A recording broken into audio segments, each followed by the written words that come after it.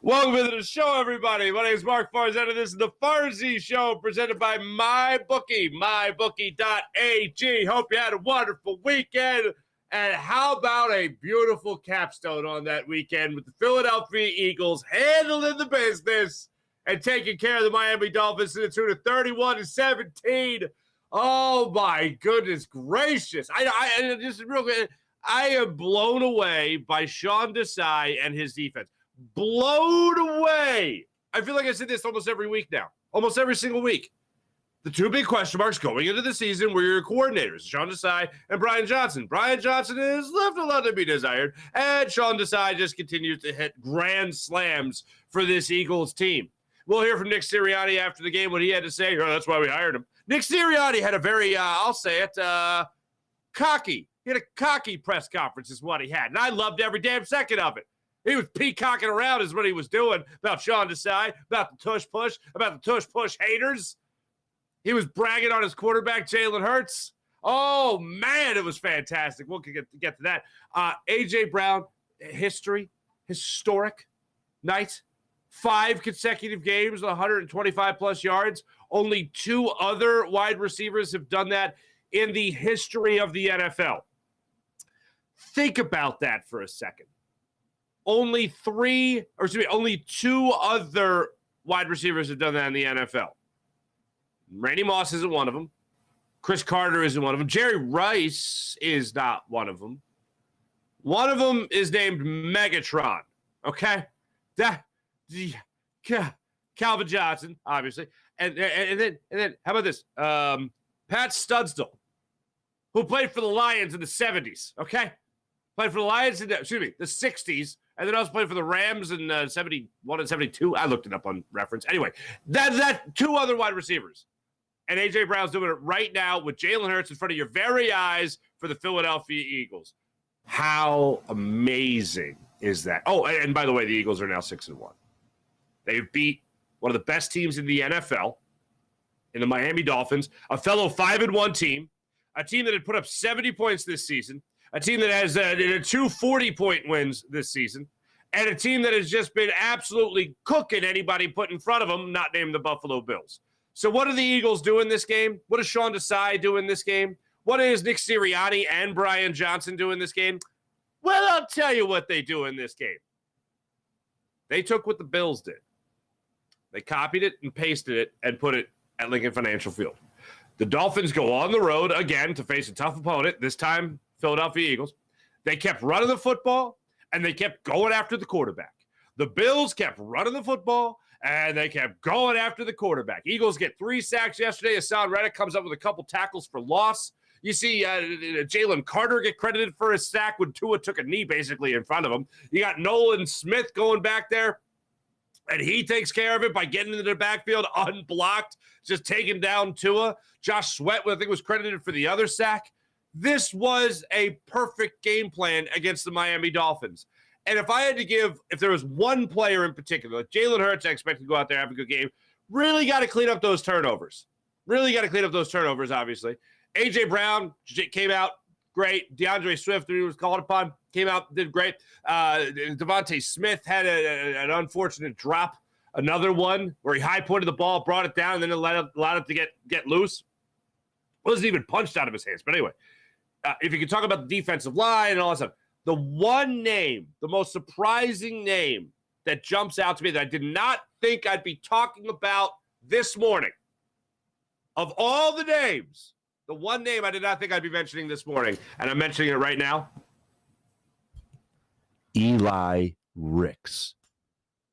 I am amazed at the performance that he had last night. Sean decided to know what he was going to be having at the very last minute. I mean, we're talking about Darius Slay being on the injured list. We're talking about just Sidney Brown was available, was out, was in. Terrell Edmonds comes in there. Obviously, you don't have Justin Evans. All these things are going on in the secondary. Guys are hurt, dropping like flies.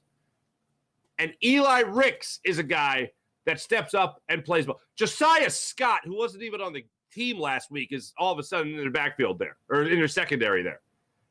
And Sean Desai organizes these guys, and Eli Ricks digs down and finds what makes him an NFL-worthy corner and gets what he did in the preseason, other than the pick six, obviously, but comes in there and just plays a physical style against Tyreek Hill. And anybody he was matched up with, he was not afraid to play physical. And Sidney Brown, one of the reasons he was out there is for the same reason. He's not afraid to play physical. But in a cornerback role, especially if you're in the slot position like Eli Ricks found himself in multiple times last night, he got up, jammed at the line of scrimmage, stayed with his receiver, and make sure that he could throw off their timing on any route they were running. Was he perfect? Absolutely not. Was he far better than I expected? Hell yeah. And he got the opportunity last night to go out there and show that he had something, and he showed me that he had something at the NFL level against Tua Tagovailoa and against Jalen Waddle, against Tyreek Hill, and he did it time and time again throughout last night's game. I did not think I'd be mentioning Eli Ricks in any sort of a positive light today. I thought it'd be more like, well, Eli Ricks, jeez, he was a corner. What are you going to do? That kind of thing. Now, for the record, I had a 33-30 Eagles victory. It's pretty close on the Eagles part of it. Not so close there on the Miami Dolphins part of it. But the Eagles did something spectacular. Credit to Bill Colarulo of Legal Hands to the Face podcast and the new show on Jacob Media, Philly Sports Power Hour. He pointed this out. The Bills ran the ball on average 3.3 yards per carry against the Dolphins. They ran it over 30 times. They kept with it. They stuck with it. They had long, sustained drives. The Eagles last night, long, sustained drives against the Dolphins. Very similar game plan. The Eagles stuck with it as well. Now, Jalen Hurts with his, 11 carries last night kind of throws this off. But if you just look at the running backs, you know what the running backs averaged last night? 3.3 yards per carry. In the olden days, a lot of other coaches, Doug Peterson at times, Andy Reid almost always. Let me check that. Andy Reid always. You ran the football 3 yards per carry. Oh, it's not working. Let's stop running the football. Let's get away from it. Let's stop running the football. The Eagles did not stop running the football. The Eagles kept running the football. A lot of those were on Jalen Hurts throughout, but they did mix in Kenny Gainwell. They did mix in and use, obviously, DeAndre Swift last night, and it was spectacular. Absolutely spectacular. I can't believe we're here talking right now about an Eagles 2-touchdown victory against the Dolphins. I can believe the Eagles won the game. I did pick them to win. I can believe they won the game. I can't believe they won it that comfortably. And I can't believe they won it that comfortably after 2 huge turnovers by Jalen Hurts yet again. I don't want to go into the negative just yet, but I do need to at least acknowledge it. It's a bit of a problem. It's concerning. For the people that aren't concerned, you should be concerned. It's concerning. But nonetheless, in this year that Jalen Hurts is having, in terms of regression when it comes to at least the statistical turnover war, it's not great. I will go ahead and say not great. But they're 6-1. Now, what does that mean? Your record is always what you are. You're never better than your record. You're never worse than your record. You are what your record is. You are right, dead on accurate what your record is. And somehow, magically, the Eagles at 6-1 and have a quarterback that is turning the football over at an alarming rate compared to how he's protected the football last year, for instance. So what does that all mean? Well, that means when push comes to shove, you find a way to win the game. That's what it means. And I was saying last night, after that interception, I was worried. I was concerned, and I'm still worried, and I'm still concerned. Because the number one question now, after this win over the Dolphins, is what is exactly going on with Jalen Hurts' health status right now? Where is the knee brace during the game? At halftime, we're interviewing John McMullen from the stadium, and John just kind of casually drops in there. Oh, Jalen Hurts has been limping around, the Novacare complex. It's like, I'm saying what now? Jalen Hurts has been limping. And it was so matter of fact. It's like, hold on a second. No one has talked about this. We've talked about the word Jody McDonald used with tentative. Jalen Hurts looks tentative this year running. He's looked tentative all year. And this isn't something that happened in the Jets game. And I think one of the things John McMullen said and some other people have put out there that Jalen Hurts is a little banged up after that Jets game. something happened that has affected his running. I don't believe you. When I hear the Jets game, he has looked different running the football all year long. He is still able to run the football, but he certainly looks different. Last night, their first red zone situation, he rolls to his right. Instead of trying to juke a defender or whatever, try to evade a tackler, just goes down. The Bucs game continues to be the game that I think about the most. Last night, he also slid early when trying to go for a first down. He had plenty of more yards to go, and he just went into a slide. All right, you know what? Protect yourself. Fine. You can't tell me that this is anything recent, and I know people are talking about this as something that just happened between last week's game and then yesterday. You can't tell me this is only a week. Jalen Hurts has not looked right this entire season. I go back to that Bucs game, man. You got the 5 yards short of the line, 5 yards short of the first down marker. He's going into a slide. Excuse me?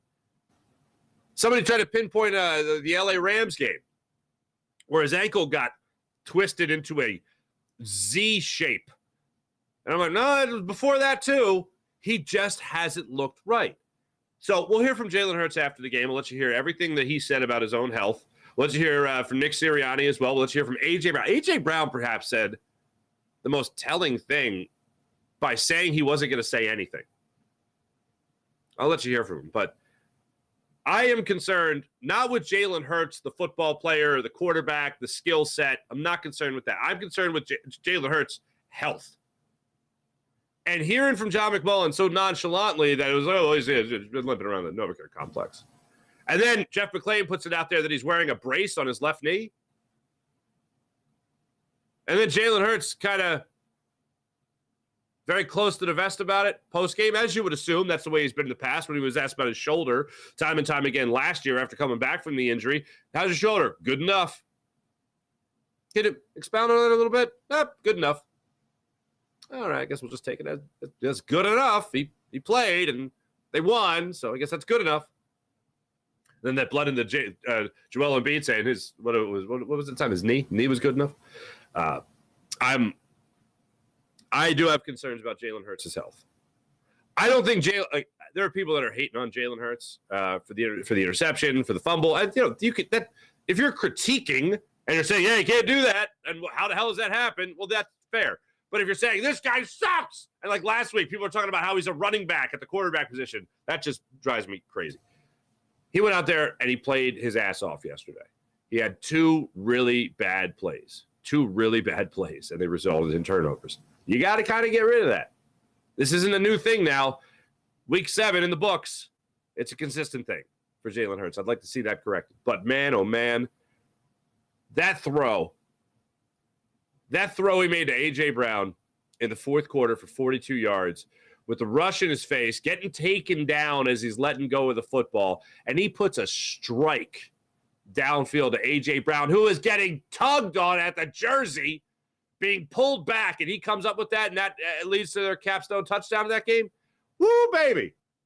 That was something special on both ends right there. Jalen Hurts to stand there, know he was going to take the hit, and be able to deliver that football downfield with great precision to drop it in the breadbasket of A.J. Brown, who's in double coverage, who's fighting off one defender and making the catch.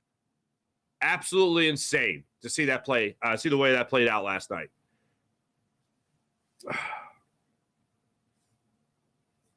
And Nick Sirianni, Brian Johnson. I still can't. It actually happened. The Eagles are leading 24-17. And this is where everything could have changed drastically. Similar to what went down in the third quarter. The Eagles come up with a great stop in the red zone.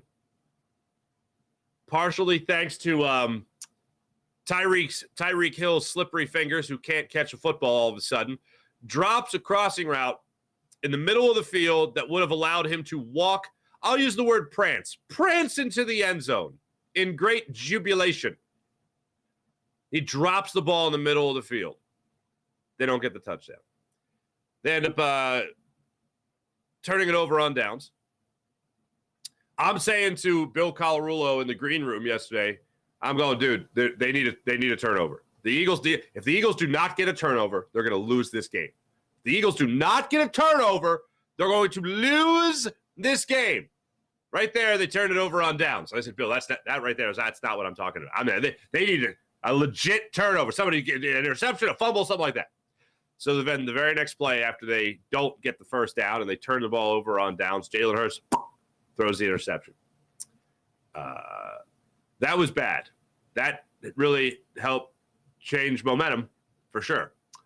And then the Eagles get the ball back, and they're able to, unfortunately, not get a lot done, but they get some good things going, at least in the right direction for themselves.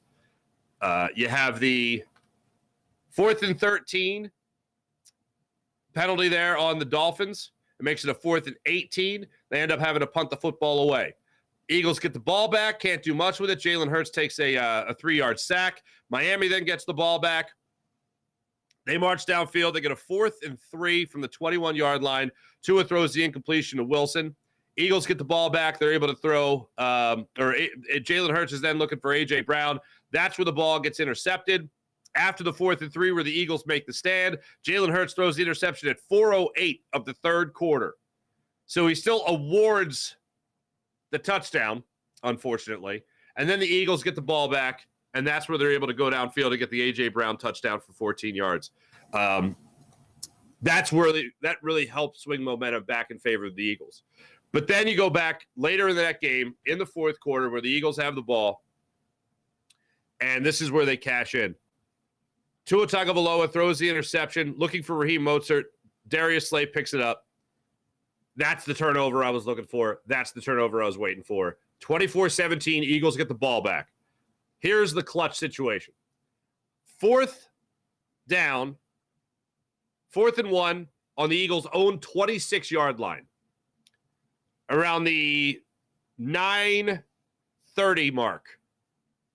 Right there, 10:01 mark, of the fourth quarter. Eagles go with a tush-push for the first down. The brotherly shove, what have you. Nick Sirianni, Brian Johnson, that's Nick Sirianni's call. To go for it in that situation, at your own 26-yard line, you're only up a touchdown.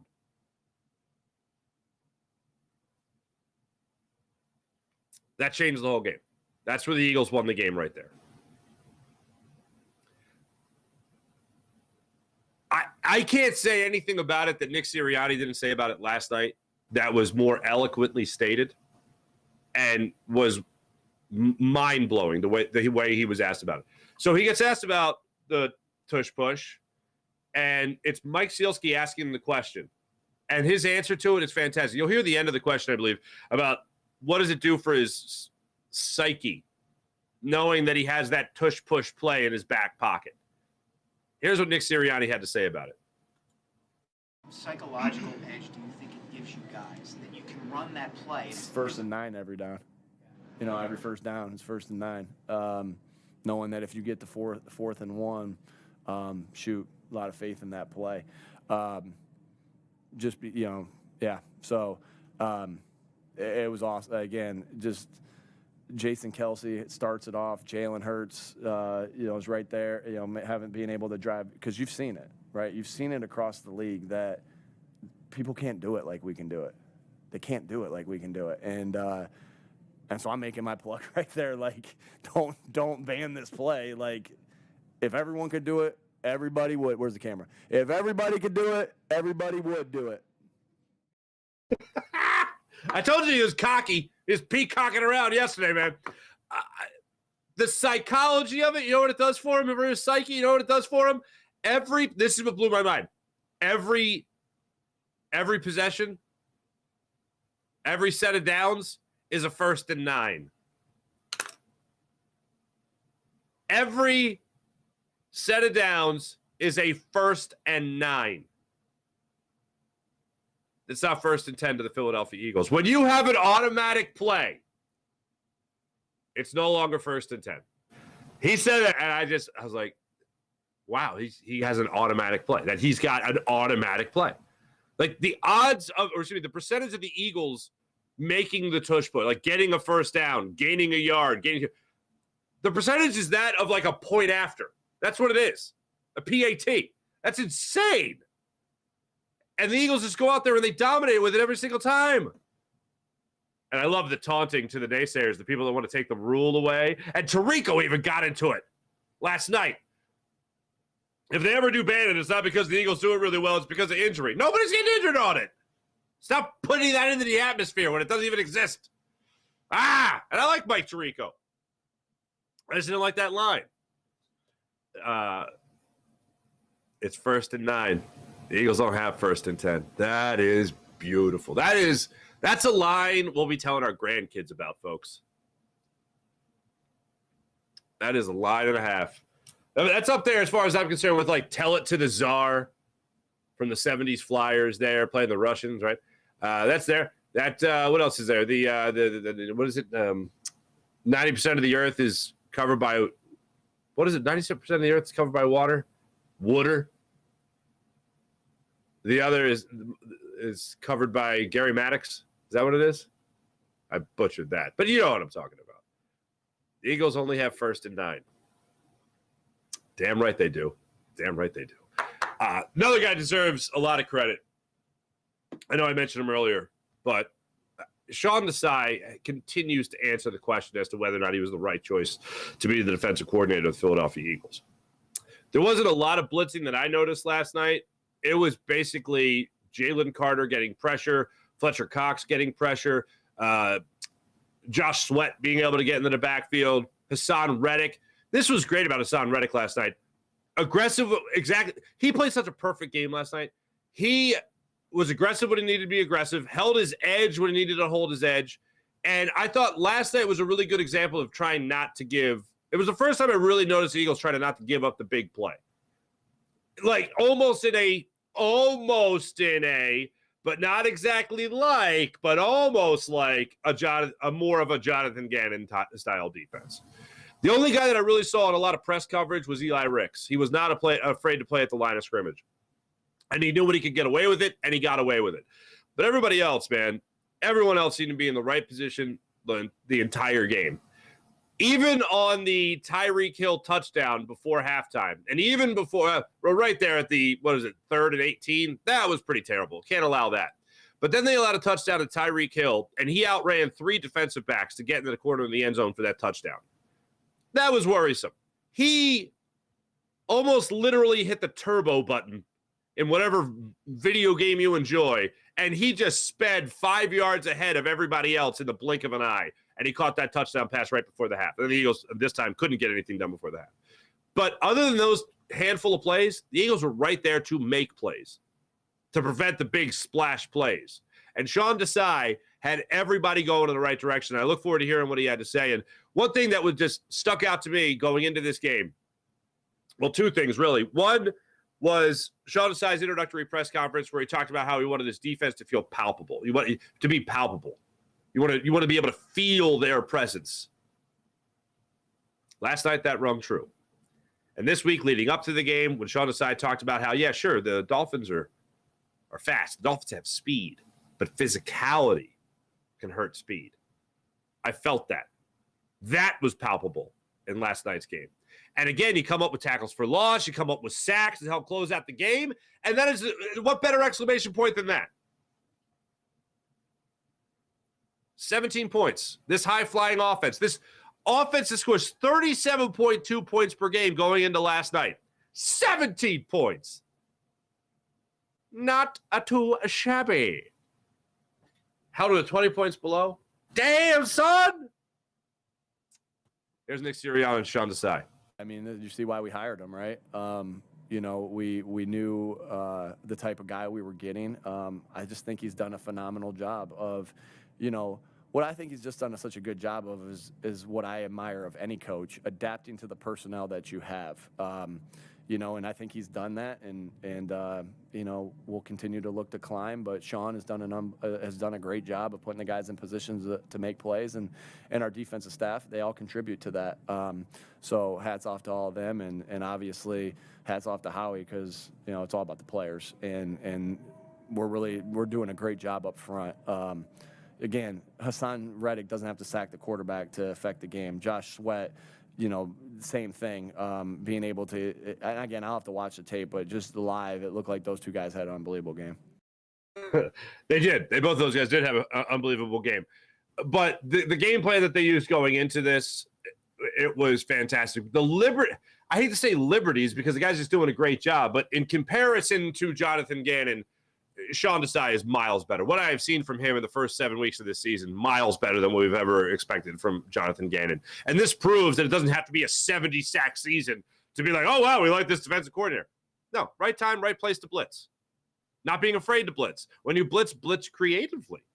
Every once in a while, send that safety. Every once in a while, send that linebacker. I absolutely love what you're seeing right here from this Eagles defense. And how could you not? I mean, you come off this game against the Jets, and you need your defense to show up. You need your defense to make stands. And did they get help? Sure, but there's always help. The Dolphins got help, didn't do enough with it, unless it was a pick six return for a touchdown from Jalen Hurts. Think about this. That Tyreek Hill touchdown was the last touchdown, or the only touchdown of the game for the Miami Dolphins offense. Oh, they're so great. They're so amazing. Not last night. Prime time stifled. You can bask in that for the week. And hopefully they take care of business. Hey, I got a 1 o'clock game this weekend. What are we going to do? Might go to bed at a normal hour. One thing's for sure. With a 1 o'clock game Sunday means I could be home and watch the Sunday night game. I got to get that sofa in my house. You know what I'm saying? Sofa I still have in storage all over at Mom and Pop's. Got to get that one. The one that reclines. It's a very nice sofa. Anyway, kick back, relax. Maybe I'll enjoy a beverage. That'll be fun. Huh? Anyway, that's what's coming up for the Eagles. I'm absolutely blown away by this win. Such a great win. And I heard the term last night, gauntlet, with the Eagles schedule that's coming up here. What the Eagles have going on in front of them here schedule-wise. A lot of great teams up there. Well, Dolphins are one of them. Dolphins were only, one of 5 teams in the NFL at 5-1. The Eagles, of course, being one of them. Kansas City Chiefs improved to 6-1 last night. The San Francisco 49ers play tonight for the Monday Night Football game. They're kicking off tonight. They're at 5-1 as well. So the Eagles have an opportunity to be the only 6-1 team. The Lions pooped the bed last night. Oh, my goodness gracious. Yesterday afternoon against the Ravens, they got blown out. Eagles are sitting pretty. And guess what? Those other teams, they got to worry about the Philadelphia Eagles as well. That's what this win did tonight. The Eagles winning this game last night, I haven't really slept, so it's all the same night to me. The Eagles last night, winning that game against the Dolphins puts the rest of that schedule on notice. I got all the respect in the world for the Kansas City Chiefs. All the respect in the world for the Kansas City Chiefs. But they got to take notice on the Philadelphia Eagles. And I know the Chiefs can be riding a high after, winning that little Super Bowl thing last year and winning 6 straight since dropping week 1 to the Lions. But right now, they got a tough matchup. Say that sarcastically, against the Broncos. Then they got the Dolphins themselves. That'll be a Thursday night game, I believe. And then they got, that's the London game. Excuse me. What am I saying? That's not even the London game. That's a Germany game, isn't it? I believe they're in Germany for that game. David Hasselhoff will be singing the national. I'm kidding. I don't know. Anyway, they got the Broncos, Dolphins, and then they got the Eagles on Monday Night Football for that matchup. That'll be something spectacular. But the Eagles, when you look at the schedule in front of them, Commanders, Cowboys, I know they're divisional games, but the Eagles should improve to 8-1 after these next 2 games. Then the Bills, a team I don't take lightly, and you have them in South Philly. Then you got the 49ers. Then you got the Cowboys again. You got the Commanders, Cowboys, at the Chiefs, host the Bills, host the 49ers, and then you go to Dallas to take on the Cowboys. And that pretty much concludes the gauntlet. Then to end the season, it's the Seahawks in Seattle, Giants, Cardinals, and Giants again. That's how you will end your regular season.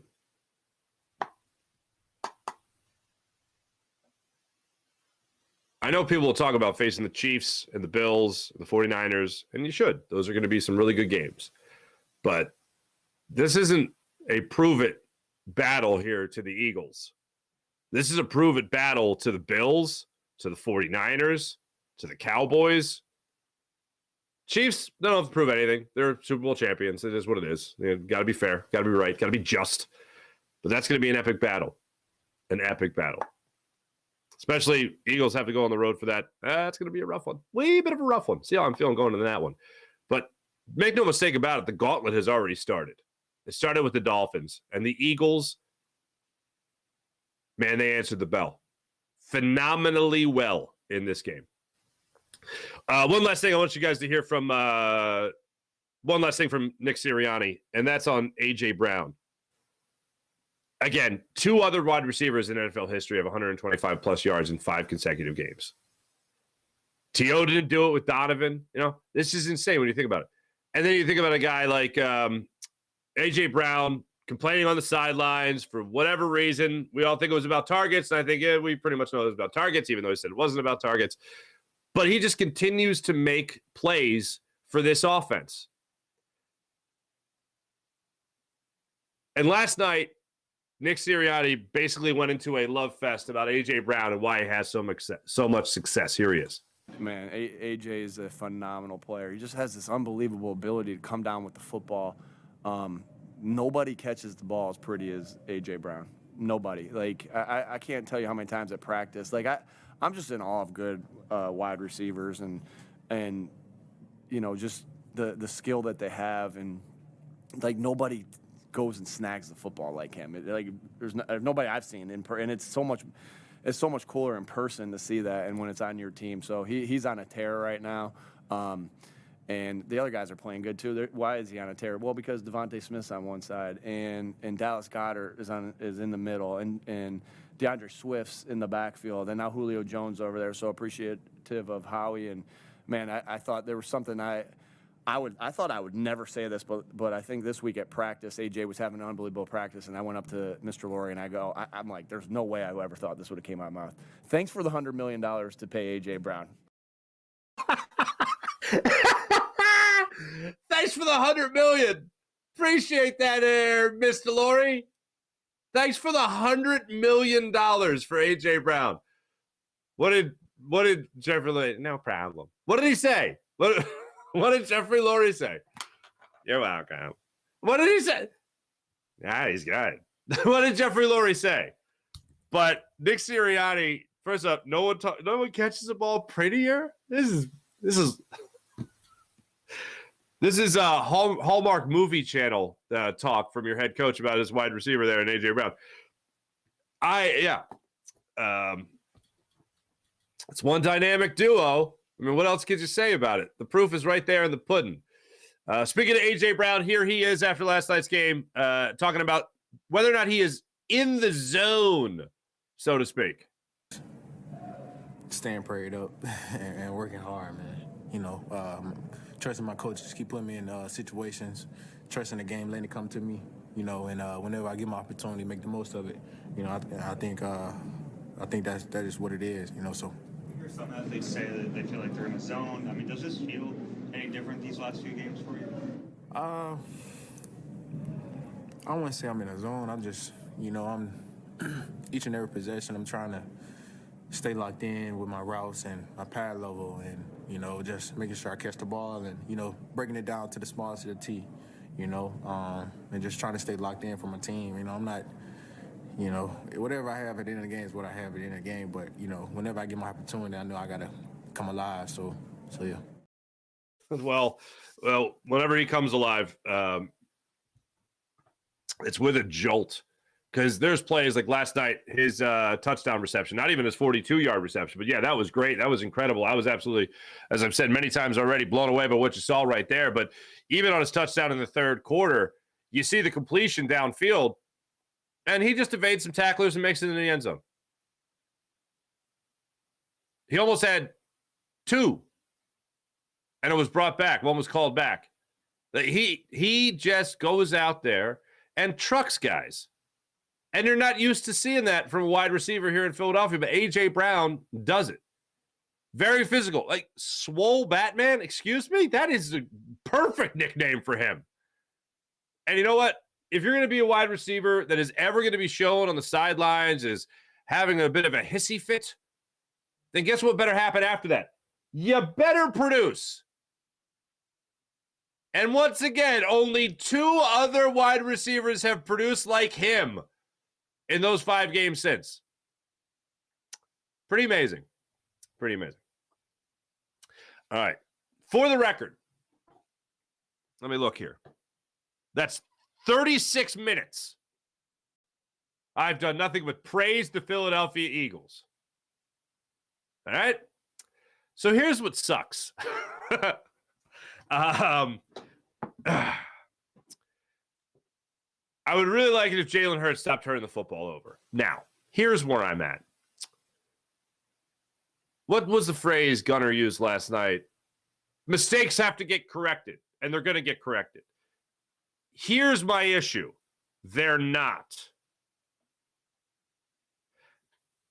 Jalen Hurts' turnover rate right now is, I will use the word alarming. Especially when you talk about a guy who went into last year and came out of last year not turning the football over, not fumbling the football, not throwing interceptions, not hurting the team, not killing momentum by giving the football away. I said about last week's 3-interception game by Jalen Hurts that the interceptions got progressively worse. And yeah, absolutely they did. One was on Dallas Goedert, one he got hit while he threw, and the other one was just a stupid decision. I am more concerned about Jalen Hurts' health than I am his turnover issue, to be honest with you. Now, here's what's wild. Last night, he throws that pick 6 that gets tipped at the line. And you'll hear from Jalen Hurts in a second about his own health status, okay? But Jalen Hurts talks about it, and he says, I must not been, what does he say? I must not be living right. In other words, he's created bad karma, and it's biting him in the butt now, and that's why he threw the interception. That's not why. It was a dumb play. It wasn't like dumb luck. It wasn't like, oh, that guy came out of nowhere and knocked it down. Oh, shucks. He was right in your face. I think it was a blitzing corner coming off the edge, trying to get to Jalen Hurts. And Jalen Hurts tried to throw the ball through the man's torso to DeAndre Swift in the flat or to A.J. Brown, whoever the hell it was. And the ball then gets tipped, picked off, interception, touchdown. After the Eagles' defense came up with that stand in the red zone. So what the hell was that about? Now, that play in particular, I'm looking at that play. And we already know he's got the knee brace on. I have just heard the report from John McMullen about all of a sudden Jalen Hurts was limping around the NovaCare complex this week. And then Derek Gunn's checking it as well while we're in the green room, and he's going, yeah, they're telling me he's got a bit of a knee issue. I'm like, what the hell? How is this not a story? How are we just talking about this now coming out of halftime? If this has been an issue, how have we not been talking about it? How does the quarterback of the Philadelphia Eagles have a knee issue and we don't know about it? Well, because they're making excuses. No excuses. I want to make sure the guy's protected. So he throws that interception, makes the horrible decision to try to throw that football with the pressure right in his face. And I'm like, he's not healthy. If he's even 2% healthy, he's getting out of the pocket. He is rolling out of that pressure, and he's getting into the flat. He's extending the play like he had done in other moments in that game. But instead, he just decided to stand there and throw the football. And I'm like, get him out. He's not healthy. He's not healthy. Get him out. Where's Mariota? And then the report comes out that Mariota is throwing on the sidelines. Mariota's got his helmet on at one point. What? What are you doing? What is going on? And then Jalen Hurts ends up playing great for the rest of the game after that. I don't know what the hell happened, including one big scramble for a first down. So I am more concerned about his health than I am about turnovers. Because I do believe at certain times, and this is not an excuse, maybe it's an excuse to the people that would say, he just sucks. Well, you're a hater and he doesn't suck. I don't believe that he has regressed, but turnovers, as I said earlier, statistically, that looks like a regression. We see the games, you watch the games, you don't just look at the stats. And that tells you the real story. The real story also on top of it, though, is that it's a consistent thing. So at what point do you go, okay, how do we stop this? If he's not 100% healthy, that's concerning. But if he's also not 100% healthy and can get better, well, then damn, he has led a 6-1 football team. Making the turnovers and not being 100% healthy. Still running the football. Still going through the tush-push 5 times a game, it seems like. I don't even know how many times. 2 or 3 times on that final drive for them? That's pretty spectacular. Touchdowns galore. Passes, Randall Cunningham. Last night with his 32nd career rushing touchdown as a quarterback that passes Randall Cunningham for most by a quarterback in franchise history. That's pretty special. And to do it in the Kelly Green as well, that's pretty phenomenal as well. But man, oh man, the Eagles have to find a way to make sure they get these turnovers corrected. Right now, Jalen Hurts is on pace for 19 turnovers, 22 touchdowns, 19 interceptions, I should say. 19 interceptions. That was his 8th interception on the year. For those keeping track, his career high in interceptions is 9. That was set in his first year as a starter. He's at 8 interceptions right now. At least he's on pace to throw another 22 touchdowns this season. Still like to see him get beyond that. But that's where he's at right now. That ain't good. That ain't good. All right, let's hear from the man himself. This is Jalen Hurts on everything he answered when it came to his health. The first question was like, hey, how you doing? Did a little, offered little information, and then started talking about the game. How are you feeling? I feel fine. I'm happy in how we responded, especially coming off of last week. It was a great opportunity, a great team out there. A lot of respect for them as a team, and I think we played. Really good complementary football. Had some negative plays, obviously, with the fumble by me. Can't have that, and I must be living bad with the other one, the tip ball. But I'm just happy how we played together. Happy how we persevered, and we found ways to respond, and really did a good job in the fourth. So Physical standpoint, looked like you were a little hollow. I'll be fine. You end up putting a brace on Jalen during the game. I did. Is that anything you think that will affect you going forward? I hope not. Did it happen in game or? No. What do you make of AJ's stretch? What do you make of AJ? I mean, do you expect anything else from Jalen Hurts in all honesty? But that's the extent of him talking about the injury. Look, bottom line is, towards the end of that game, he got better. He got more clutch, and he stared down pressure in order to make a clutch throw to A.J. Brown. So whatever that injury is, apparently it wasn't bothering him enough to not come up in the clutch for his team. And here's the thing. I want to acknowledge something as well. Part of the reason he has to come up clutch is because of his turnovers. Like, we're not breathing easy in the early goings of that fourth quarter because of turnovers. So people are like, oh, that's clutch. Like, yes, I understand praising him because he should be praised. I think he's a great quarterback. But part of the reason he's got to come up in the clutch moment is because he threw a pick six, or he threw an interception, or he fumbled the football. The fumble, by the way, we haven't even talked about yet. He tries stepping up through the pocket, and he doesn't protect the football.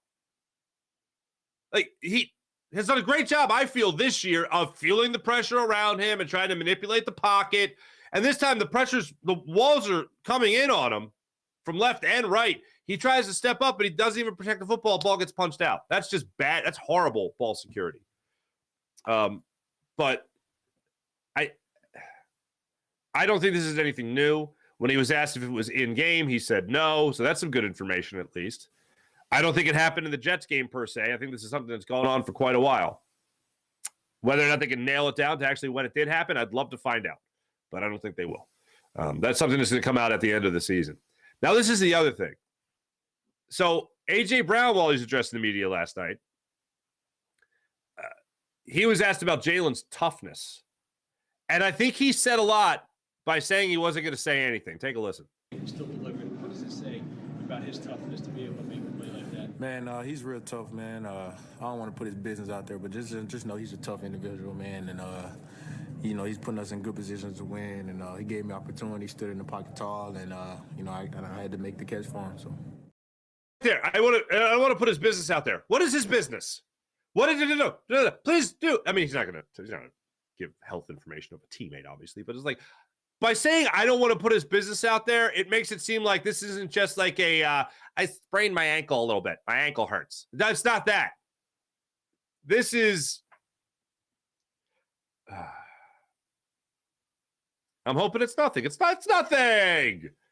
Man went out there and threw a 42-yard bomb down the field to A.J. Brown. Man went out there and scrambled all about. Man went out there, tush pushes galore.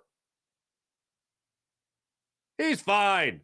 I wish I had that in my brain to just go, yeah, he's fine, no problem. Why are we even worried? Why are we even talking about it? Well, because he's a franchise quarterback. And because I think Marcus Mariota sucks. So I don't want to see Marcus Mariota with his helmet on or throwing on the sideline. Nick Sirianni did acknowledge, or he was asked the question about Marcus Mariota throwing on the sideline, and he was like, he was what? I didn't tell him to throw. He's basically saying maybe Marcus was just throwing anyway, but I didn't tell him to throw. Whatever. Bottom line. They won the game. He came up with clutch throws, and the Eagles are now 6-1. That's a pretty damn good feeling. Hey, let me tell you right now about the great people at MyBookie. MyBookie.ag. Take advantage of all they have to offer at MyBookie.ag. Just use promo code Farzy. That's a promo code Farzy for all their incredible offers. Like right now, you see it in the crawl right there, up to $200 in cash bonus. When your money's on the line, choose a trusted sports book that gives you your tools to win at MyBookie. At MyBookie, it doesn't matter if your team is up or down. You can easily cash out or bet the game live to come out on the winning side. Use MyBookie for daily odds boosts, same game parlays, and take advantage of huge prize pool contests. Plus, MyBookie has no strings attached cash bonus that lets you deposit and withdraw quick. Just use promo code Farzy. That's promo code Farzy for your first deposit and receive up to $200 in cash. That's promo code Farzy to claim your own cash bonus right now. Try MyBookie Money Bag to grab a potential Super Bowl frontrunner at long shot odds. How about plus 38,000 for Eagles Chiefs, baby? You don't find odds like that anywhere else. Bet on anything, anytime, anywhere, only with MyBookie. That's MyBookie. Promo code Farzy at mybookie.ag. How about PHL Sports Nation? Philadelphia Sports Nation, enhancing your Philadelphia sports fan experience across all social media and blogs. That's phlsportsnation.com. Before I get into the chat check, let's not forget, Phillies wrap it up tonight, ladies and gentlemen. 5:07 start time, not the 8:07 start time. I mean, Game 7 in the ALCS. So the Phillies are staying at 5:07 tonight. They're going to be taking on, of course, those pesky little Diamondbacks, those adorable little Diamondbacks. And I think they close it out tonight. And I think after Games 3 and 4, my heart needs them to close it out tonight. Because as great as Ranger Suarez has been, one thing has been pretty true and consistent is that Ranger Suarez does not go very long in games. I need like another 7-inning performance. Zach Wheeler miraculously gave you a 7-inning, 1-run performance against the Diamondbacks. Bryce Harper, Kyle Schwarber, JT Realmuto, they provided the bombs. Now Aaron Nola. The last time Nola followed Wheeler in Game 2 of this series, he outshined Zach Wheeler. 6 scoreless. Need at least that tonight. I don't want to see anyone from the bullpen. I would love another real comfortable 10-0 win like the last time they faced Merrill Kelly. Would love to see that happen. I don't have confidence that's going to happen tonight, but I do have confidence the Phillies are going to win this game. I see this game playing out tonight like a 6-2 Phillies win. Just enough. Just enough. Another close one, but not too close. But I see a 6-2 Phillies win tonight. And we'll be talking about this team making it into their second consecutive World Series. Get excited. All right, let's get into the chat. Check and see how you wonderful people are doing. I'm going to start it over on the Farzy Show page. What's going on here? Go Sixers. Nice to see you. Sean Kilrain, what's going on? Miguel Sanchez, how are you? A lot of people talking. Defense actually makes adjustments. This is amazing. So Sean Gillespie. AJ was amazing last night. IBH, what's going on? April. Farzy, I've been saying it for the last few games. He tweaked something in his first couple of games, and no one is talking about it. April, you are dead on accurate. Mike Fuji, what's going on? Mally. What's going on, Mally? Most 125. Oh, Sean Kilrain's got stuff for most 125-yard games through week 7. 5, Bobby Mitchell, Lance Allworth, and AJ Brown. AJ's a beast. Absolutely is. There it is, Mike Fuji. Thank you. 75% of the earth is covered by water. The other 25% covered by Gary Maddox. That's pretty awesome. Sean Kilrain, hello. Sean Kilrain, Sean Gillespie, go Sixers. The Eagles' nest feels normal again. Tonight is the night for another pennant. Phillies win 7-2. All right, look at you and I. Same page. Not going to lie, I'm excited for the early start time. After last week of sports, I'm tired. April, I'm 1,000,000,000% with you. Let me get over to the Jacob Media YouTube page, see how you guys are doing over here. Dynasty, what's going on? DJ Interactive, good morning, and good morning, and good morning, Eagles fans. Stephen Ike, Tyreek is going to do this. Tua going to do the. Oh, sorry. Tyreek going to do this. Tua going to do that. McDaniel, super genius. Don't matter. Birds win. Stephen Ike, you sum that up rather well. Mally's over here too. What's up, Mally? Stephen Ike. Carl! How did Jalen Phillips play after doing our celebration? Don't remember hearing his name again. True. I'd rather see McKee than Mariota. East side. Yeah, you're not alone in that. I'll tell you that much.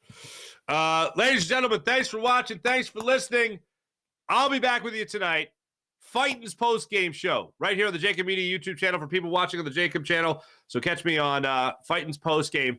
We're trying, in the event that the Phillies do the thing they're supposed to do tonight, we're trying to find a prime location in Center City so that I can party with you guys in Center City and do the post-game show as well with craziness going on. Hopefully we'll pull that off. I doubt we will. But hey, it's worth a shot. Thanks for watching. Thanks for listening. Jim Hyde produced the program, did a wonderful job as per usual. My name is Mark Farzetta. Hey, bonus me today. Catch me on Fox 29 coming up at 7:45 today. See you guys then. Bye.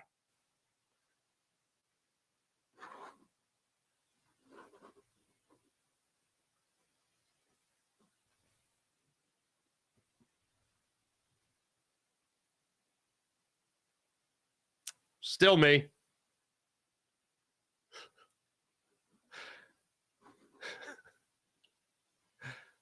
I'm just going to do this thing.